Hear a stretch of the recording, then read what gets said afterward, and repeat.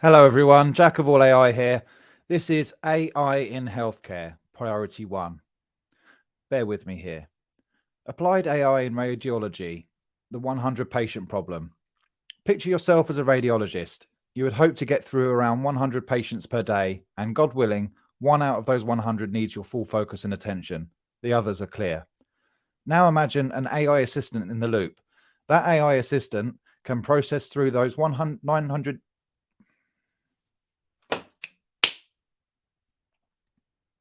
Hello, everyone. Jack of all AI here. AI in healthcare, priority one. Bear with me here. Applied AI in radiology, the 100 patient problem. Picture yourself as a radiologist. You would hope to get around through 100 patients' data per day. And God willing, one out of those 100 needs your full focus and attention. The others are clear. Now imagine an AI assistant in the loop.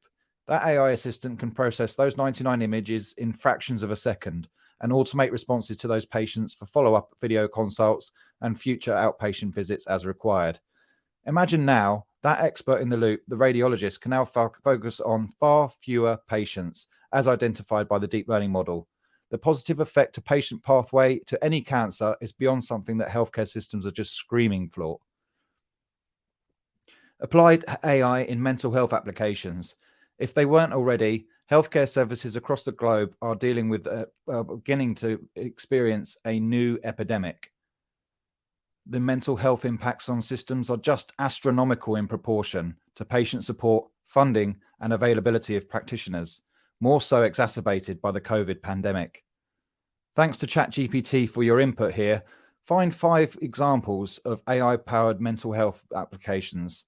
Therapy chatbots. These are AI-powered chatbots that provide users with support and mental health resources through messaging interfaces. Mood tracking. AI algorithms can help users track their moods and emotions, providing personalized recommendations and insights based on their data. Virtual mental health coaches. These are AI-powered virtual coaches that provide users with mental health and wellness support through mobile or web applications. Depression and anxiety screening. AI algorithms can help screen individuals for depression and anxiety symptoms, making it easier for mental health professionals to identify and diagnose individuals in need of care. Emotion recognition. AI algorithms can detect and analyze human emotions in real time, providing insight into moods and helping individuals to better understand and managing their emotions.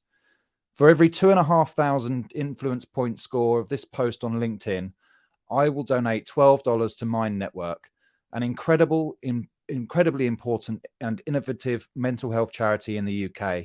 Get sharing, people, and remember, mind and body are harmonious balance for optimal wellness.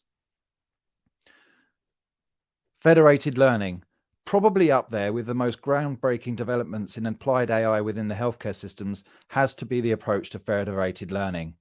Federated learning is an approach to preserve patient data privacy whilst allowing important medical data and analysis to be shared between clinics, hospitals, and more. For example, imagine a hospital attached to a higher education institution, one being King's College London and the other being the UK's National Health Service, or NHS.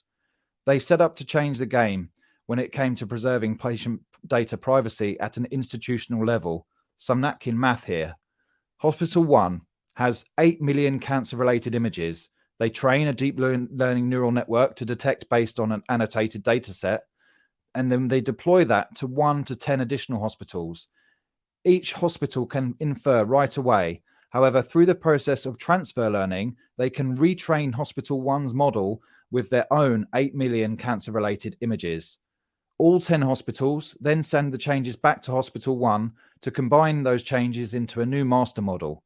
You suddenly have a model trained on 88 million patients without transfer of patient data across outside of the hospitals. This is now aptly named the London Medical Imaging Centre for Value-Based Healthcare, a pioneering example of positive change in the healthcare industry. Now rounding off with Ricky Gervais' Afterlife. Grief, amongst other traumatic events in life, are just that, trauma. These past few years have been an incredible strain to what is already an underfunded portion of national health and general health services. In the Netflix series Afterlife, parts of which were filmed in my hometown of Hemel Hempstead in the home counties of the UK, Tony, played by Ricky Gervais, says to Anne on the bench, "I still feel like she's here, but I'm in two minds.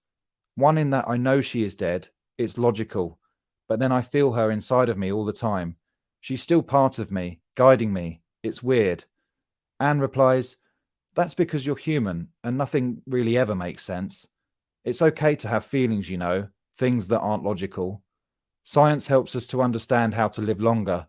Feelings give us the reason to want to." Netflix donated 50 benches around the UK with hashtag hope is everything carved into them in order to inspire people to break barriers and just get talking. If you see a bench out there, people, sit there for a while. You never know who you might meet, and just ask them how their day is. I've been fortunate enough to learn from experts throughout my career, and I'm happy to share these bite-sized chunks with you. As I continue to learn, I will continue to share. That being said, my combined knowledge and experience as a patient and consultative supplier to the healthcare industry is both terrifying and quite staggering all the same. The possibilities are there. The skills and education gap needs to close. Change my mind. Thank you for listening. I've been Jack of all AI. You've been awesome. Subscribe. Cheers.